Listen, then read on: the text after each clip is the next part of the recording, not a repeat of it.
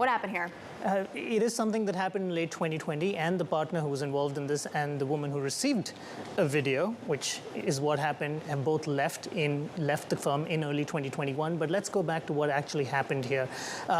Goldman senior leaders received a complaint from a junior staffer who said that she'd received a sexually explicit video from one of the senior partners of the firm at the time, Adam Dell, a fintech entrepreneur, as well as brother of billionaire Michael Dell.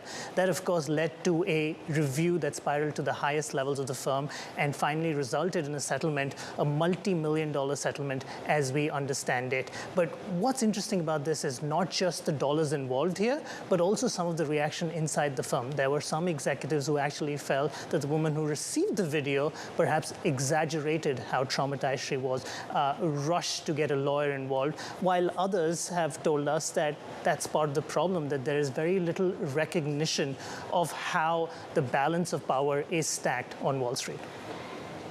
Okay, let's talk about Wall Street more broadly. What is this case? What is happening here? Tell us about how Wall Street is evolving.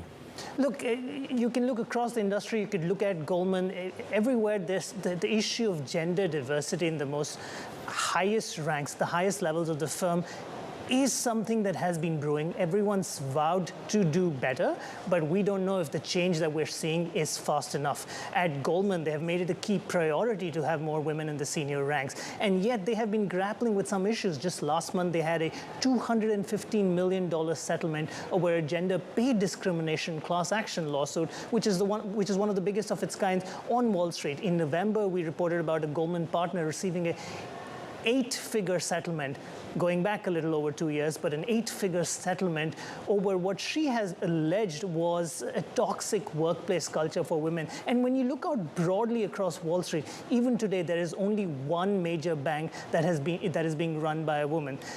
Change has not happened. It's happened at the lower levels, where in the point of inducting them into the industry, getting them in through the front door, at the most junior levels, we've certainly seen change, but the highest levels, it's just not translated.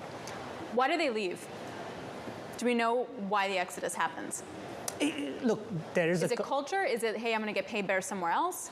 There is obviously a culture issue, right? Mm-hmm. But to be fair, a lot of these banks, Goldman and others, are making serious efforts to make sure that they can retain senior female executives who are looking to leave. Every time a senior woman leaves any one of these banks, there is often a scramble to dissuade them from leaving. Mm-hmm.